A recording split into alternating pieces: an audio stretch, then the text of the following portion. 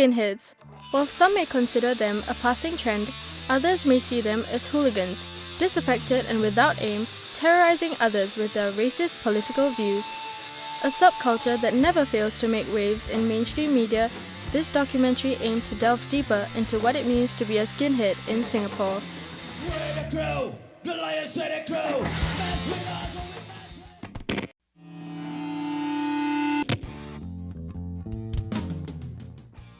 Short cropped hair, Fred Perry shirts, big leather boots and braces, the trademark look of being a skinhead. Okay, hi, my name is Fala and I have a band called The Ruction and I'm the bassist.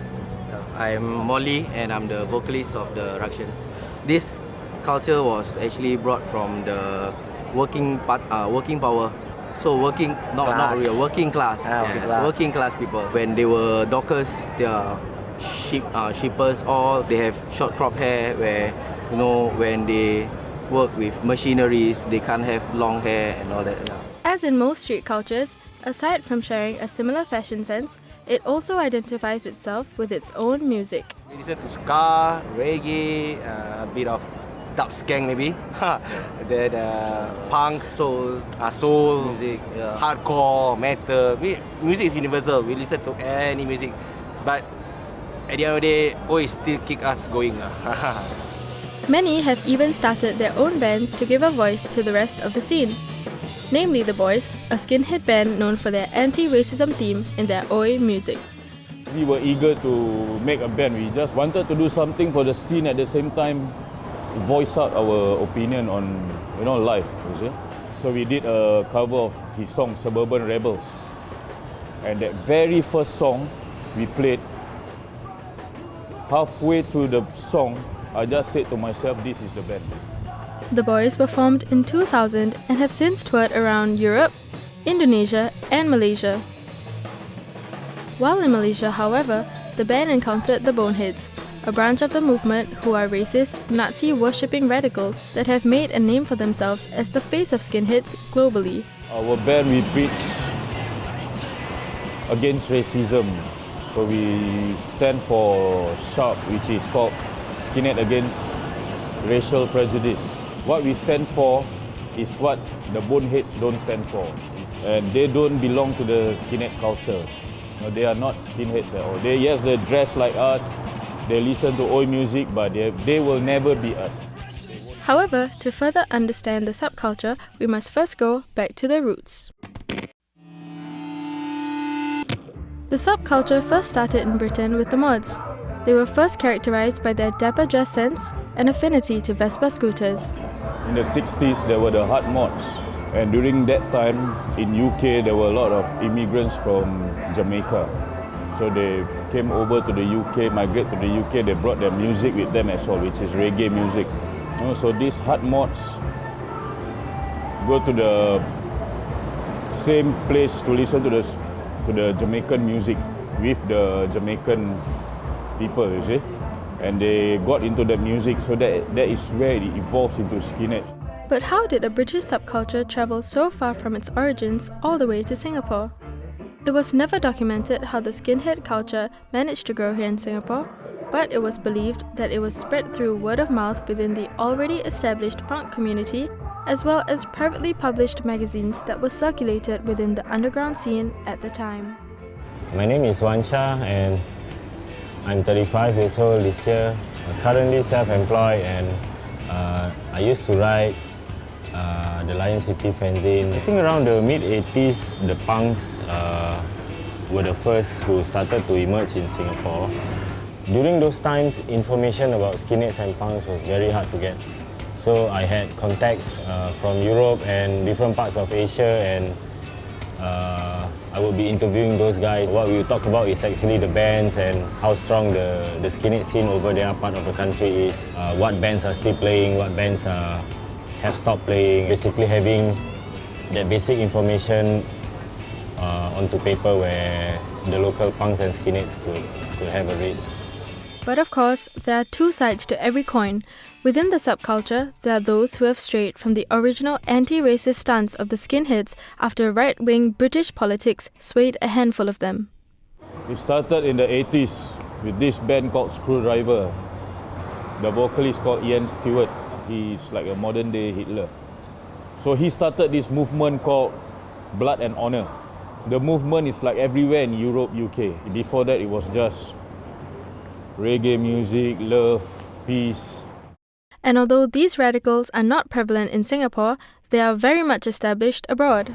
Our neighbors have this Nazi crew and stuff like that, so they hated us because we always go to Malaysia at that time to play shows, you see.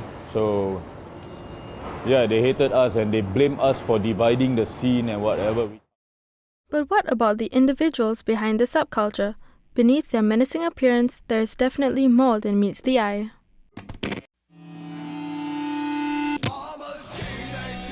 Baba is a freelance personal trainer and also DJs on the side apart from playing in his band. Monday to Friday, it's all about working in the gym. I can start at 6 a.m, I can end at 9 or 10 p.m. So from boot camp to gyms to boot camp. And Friday, Saturday, I'll become the devil. I just go out and party hard with my friends. Sunday normally is just a chill out day for me. Family day, basically. I decided to follow this culture in the late 90s because one of my friends got me listening to this band called The Oppressed. So they were singing all about reality, there's no bullshit, there's no chasing rainbows and stuff like that. You know what I mean? So what attracted me is the sense of identity, the music, the passion that the skinheads have, the passion about the music, the passion about dressing up, looking good, and the brotherhood that we have. The brotherhood that we have was very strong, still very strong. So that's one of the reasons as well that brought me into the skinhead culture. The common belief is that youths are drawn to this subculture just for the music and the tough guy facade that comes with it. However, with time and age, fashion will fade. What usually makes people stick around is the brotherhood that bonds them and their shared ideologies. Before I started out, I was just another kid on the streets. So I'm just like following the flow, If the wind blows west, I'll move to the west. Wind blows east, I'll follow to the east. So I got no direction until I got to know about skinhead. It teaches you to be disciplined. It teaches you to survive in this cruel world. It made me stronger. I don't even imagine at this age and time I'm doing this well. So skinhead is part of it. It's helping me in a lot of ways. Despite the negative portrayal of skinheads in the media, as well as the misjudgment they receive from others outside the subculture, many still hold firm to their beliefs and even say that being a skinhead has improved their lives. Those older skinheads who are our brothers too. I mean, like I'm the youngest among them, and they give me advice. I think being in a skinhead culture has taught me to become a better person. It's like a religion to me. It's like everything that I have in my life is all about skinhead. It really built us as not just as men, also as a skinhead also. I think it made us become stronger because we had gone through a lot of hardship together as friends, in the underground scene. There was too much things going on in my life. Maybe it's midlife crisis or something. So I decided to leave skinhead by removing my skinhead tattoo behind. I even told my best friend, my good friend, very, very good brother, Nick Hobbs. He was the first one to know about this. I said, look, Nick, I'm going to remove my skinhead tattoo. A lot of things is happening. I want to leave this scene, It's just to me at the moment. He said, he himself said with his own words, knowing you will always be this. Don't remove the skinhead tattoo or you will regret it. And honestly, I regret removing that tattoo. I've never told him that because if I told him that, he will laugh in my face. That's how he is. So if he sees this interview documentary, let him have a good laugh about that. All right, but yeah, I can't leave this thing anymore. It's just in me. No matter what, it will always be. It's like every day I will think about something that has got to do with skinhead life.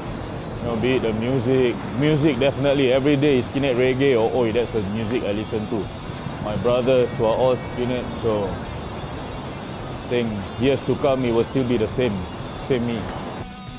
A myriad of cultures paints our social fabric. They give us all an identity. As with the skinheads, this is their identity, their way of life.